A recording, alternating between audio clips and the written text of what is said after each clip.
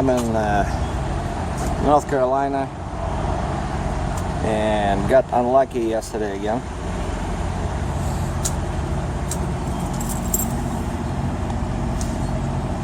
A guy hit me with a bumper of his drive-in trailer. Well, in a way I got lucky because he didn't damage the rim, but the tire is gone. You know, and these are 2.5 years old. Look, I love these Bridgestones. They last forever. A rookie driver. It was dark. Got $400 of him, but I know it'll cost me more. That's what happens when you don't know how to back.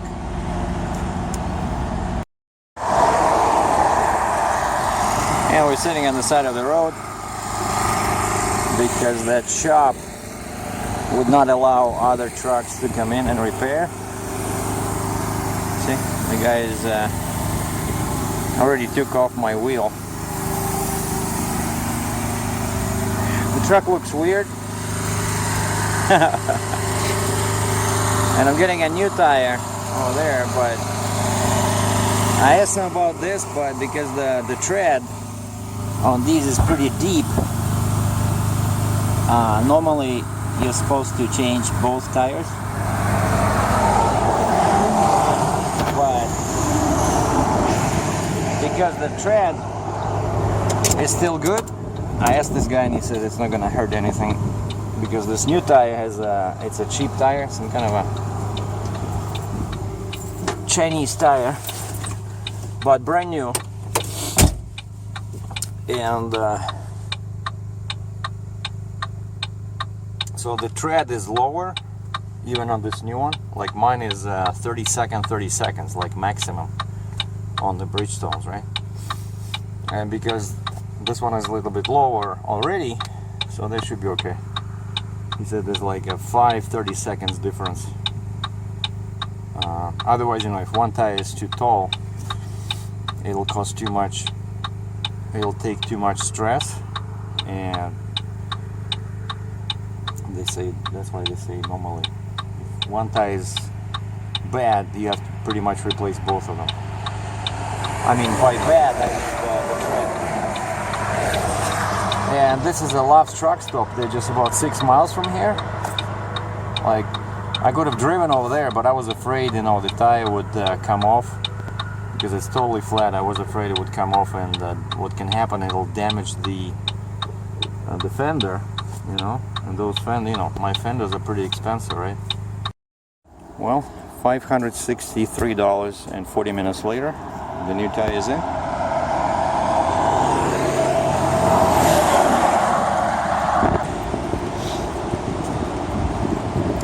As you can see, I got another John Deere 250G, pretty wide tracks. So I got 8 chains plus 1 on the bucket, 9.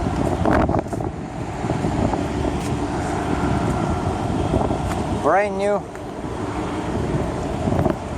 Still, you know, that familiar new excavator smell.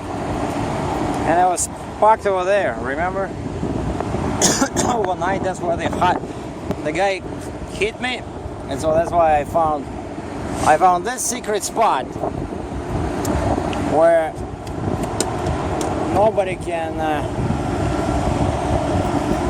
park next to me. Well, they can, but they're not supposed to. So that's what it looks like. So it has levers, right, and 2 joysticks.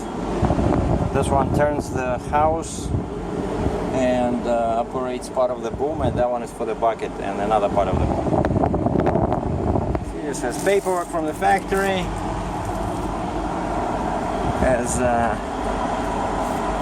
So it's gonna be light in here. Even during dark winter months. Yeah, this is nice. See, all pictures.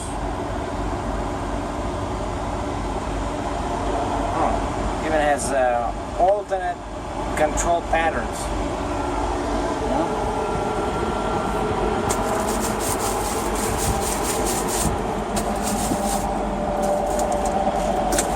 Should probably take the key out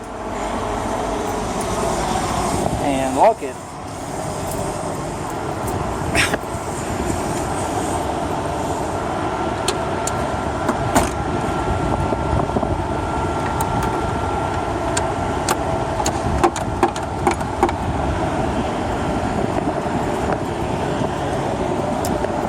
Yeah, this one has the, so I use the frame, 2 on the frame and 2 on the track, and the same in the back, plus the boom.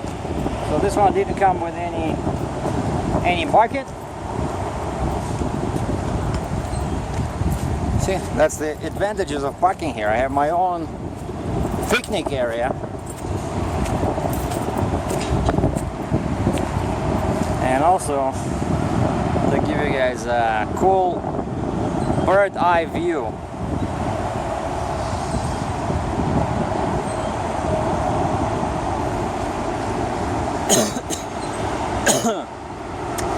Another oversized guy there in the distance with a Kenworth W900 has also 8 axles like me.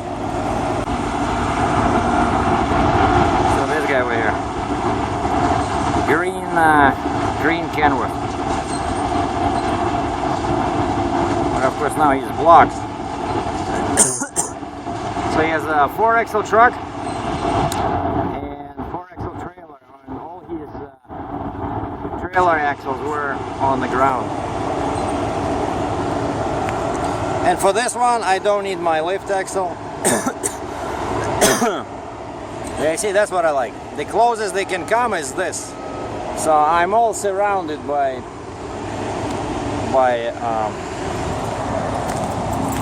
empty spots. But if it's busy, people will still park.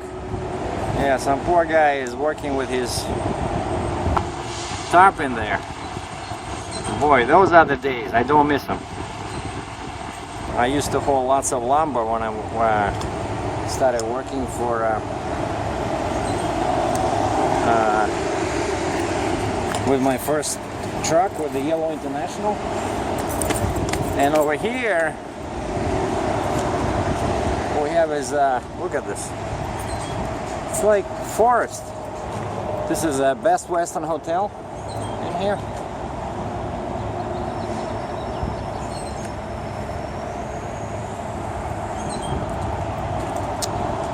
And I could probably go there for the night because it's been a while since I've been to a hotel. But I took a shower, you know, free shower, so.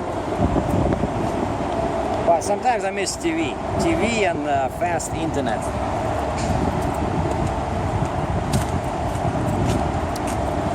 So that's my load.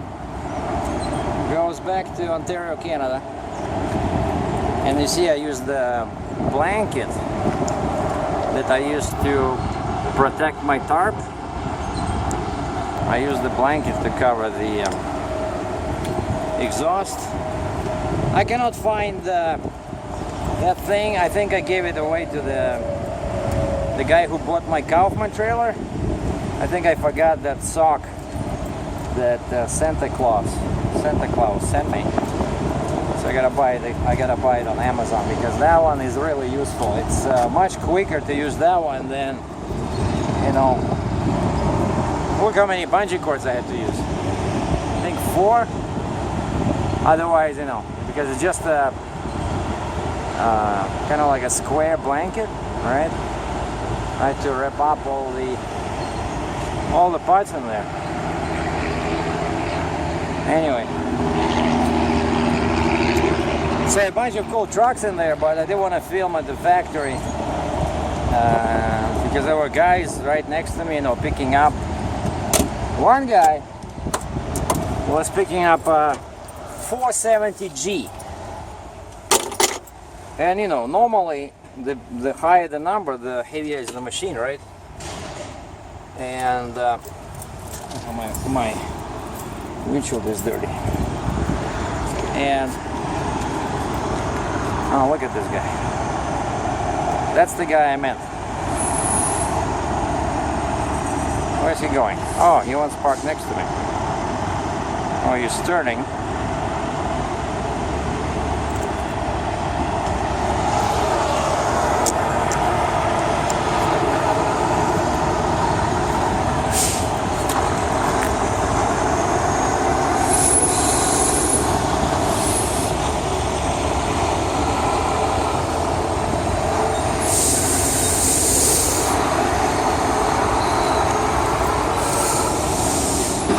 He's just parking. He's the same Fontaine magnitude, C4 axles, just like mine, except that his has a flat deck. Oh, his big front axle, 20,000 pound. Where's he going? Oh, he's probably going for the scale. He was probably moving something, I don't know. No, but that was too quick. Because he just went in there and parked. Oh, he probably was calling his, yeah, he's going in the scale. He was probably calling his dispatch or something. And they said, now we need the weight with the pusher axle down, because I saw when he was parking, the pusher on the truck was up, but the flip was down on the trailer. But what I was saying is that one guy also from Canada was loading next to me the same. Everybody has Fontaine trailers in this business, so I think I made even though it's overpriced and expensive, but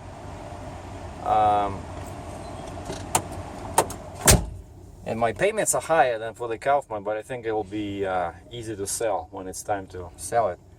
But everybody had a Fontaine trailer, and this guy next to me was a flat deck, just a 3-axle, 55 ton, also magnitude 55.